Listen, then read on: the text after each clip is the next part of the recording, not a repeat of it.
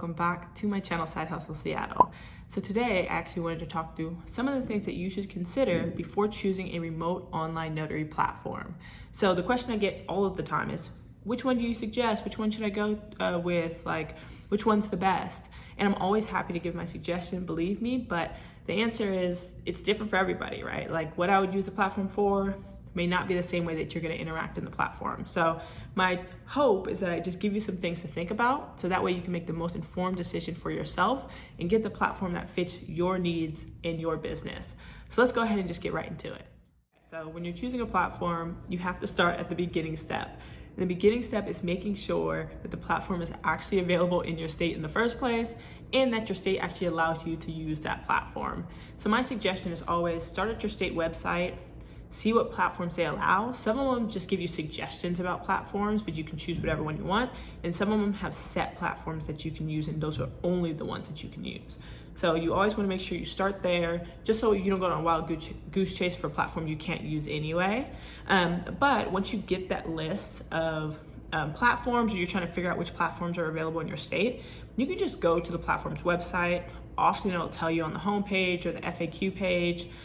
If it doesn't, go ahead and just email them and just double check to make sure. I've had it happen to me before where I'm like, oh, I love this platform, looks great. I go to sign up and then it asks me to choose like my commission state and Washington's not in it. So if you don't know if the platform's actually available in your state, just email them, they'll let you know. But that is definitely the best way to start. Now I can just tell you right off the bat, Notarize is only available in 6 states and onenotary.us is only available in 9 states. So if you're not in that 6 or 9 states, go ahead and just cross those ones off your list to begin with. So once you've narrowed down which platforms are actually available in your state, the next thing to do is try to figure out what you actually want out of a platform, because they're not all built the same, you know? So do you want a platform that's going to allow you to bring on your own clients? Do you want one that's going to give you clients? Do you want one that's probably more suited for loan signings or that signing services you use more often? Like what is it that you want for your business and for your notary journey, right? So let's say you do want a platform that is going to allow you to bring on your own clients. Then maybe you gravitate towards like a onenotary.us or a live notary or a notary live or a secured signing. Maybe you want a platform that gives you clients because you're like, I did not want to do the marketing, I did not want to do the legwork. Then go with like a Notarize or a Notary Cam, assuming it's available in your state. Or maybe you want a platform that, you know, signing services tend to gravitate to more. Then maybe a Pavasa or a Nexus ClearSign. Knowing exactly how you want to run your business is going to help you determine what kind of platforms that you want. And keep in mind that you can have multiple platforms. Honestly, I suggest that you have multiple platforms. It is significantly like more convenient to have them. Believe me, you will thank yourself in the future if you do have multiple platforms.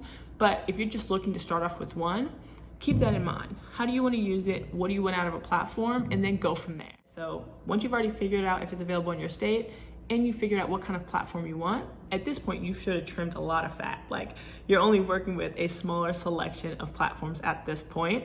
So now we'll just go into a few other things that you should definitely consider, like fees, how you can charge the signer, and what the signer's experience are. So let's jump into fees first. Okay, so fees are easily one of the most important things to consider when choosing a platform because it can get real expensive real quick and you want to make sure that you're just not paying absurd amount of money if it doesn't make sense for your business and the volume of business that you're going to do. I will say right out the gate, do not go with DocVerify, do not go with SignX. No hate, no shade, it's just they're really expensive platforms and there's just cheaper platforms out there. I would never see a reason why you would have to choose those ones. If you already have them and you love them, that's great. But if you're new and you're choosing, I would say just go ahead and cut those ones off of the list, to be honest. I would say a good rule of thumb, don't go with any platform that makes you like buy credits. You know what I mean? Like, oh, you purchase a certain amount of credits and each transaction is X amount of credits. I would avoid those platforms. There's 2 main fees that you actually need to consider. It's what the platform charges you and what you are able to charge your signer. Okay, so if you're using a platform that allows you to bring on your own clients, typically they have something called a transaction fee. So it's just a fee you get charged for using the platform to do a notarization.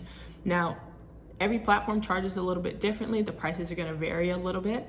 So it's important to know what those look like. So for example, Notarize Bring Your Own Transaction platform charges $8 per transaction and $3 per additional seal, which is not bad.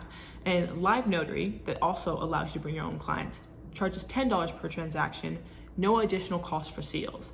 So it's important to know those differences, because if you think about it this way, so let's say I have a signer who has a document that only needs one seal. Well, if I went with Notarize, I would pay less than if I went with Live Notary, right? Because Notarize would charge me $8 and Live Notary would charge me $10. But if I had a signer who had a document that had 2 seals on it, then I would actually pay less with Live Notary because it's a $10 flat fee versus Notarize that charges me $8 and then $3 for the additional seal, which would be $11. So just knowing those differences and how much the price can change depending on the size of the document, the amount of seals, is important to know. Now, transaction fees are important to know because obviously your state tells you how much you can charge for remote online notary acts, right? Like in Washington, I can charge $25 for remote online notary act, but in some states, you can only charge like $10 or $15.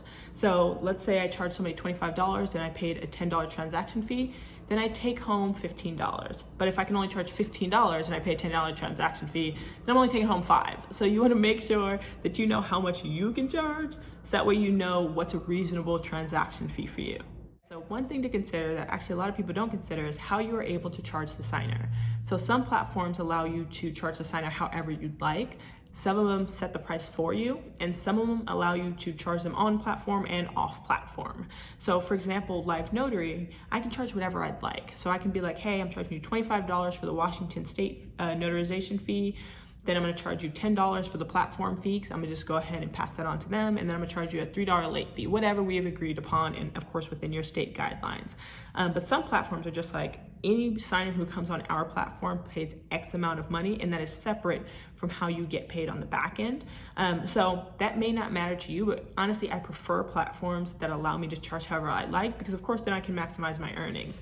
And then again, does the signer have to pay on the platform, or can I charge them on the back end? Like, can I just take the transaction fee and then, charge them through a separate method? That may be important to you, especially if you're doing loan signings, right? That way you can be like, okay, you know what? I'll just pay the $10 transaction fee, and then I'll bill my client $150, through PayPal or however you want to get paid. So that's one thing to look into if you feel like that is important for you. Again, I say that platforms that allow you to charge however you'd like are a little bit more beneficial, but again, it's whatever preference you have. So the last thing you absolutely have to consider is the signer's experience. Because just like you want your experience to be good, like you should want your signer's experience to be good as well. Heck, even more so than yours, to be honest. And so you want to think through a few things, like think through, can they sign on any device? Can they use a phone, a tablet, a computer? Does that platform have an app? Because when you have an app, things tend to be a little bit more integrated with it. Is the site clunky? Is it cumbersome? Is it confusing? Like all of those things. You have to keep in mind, it's fully remote. So when your signer's going through it, they're going through it on their own.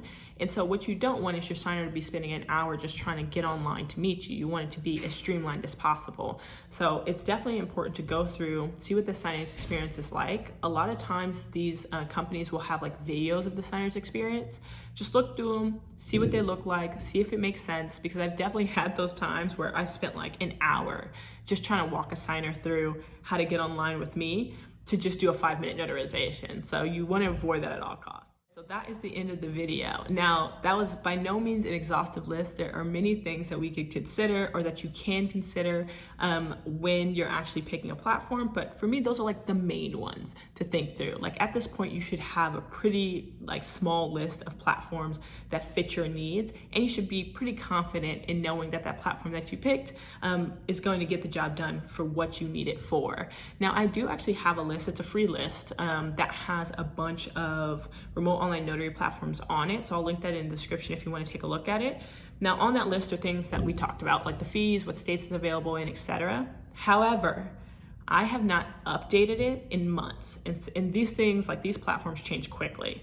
So use it as just like a starting point to see all the platforms out there and get a general sense. But if you really want to make sure it's available in your state, the fees are accurate or whatever, go into the actual site itself. But again, I will link that in the description. Take a look at the Remote Online Notary tab within the document. You can also make a copy of the document. It's there for people to use and share out how they like.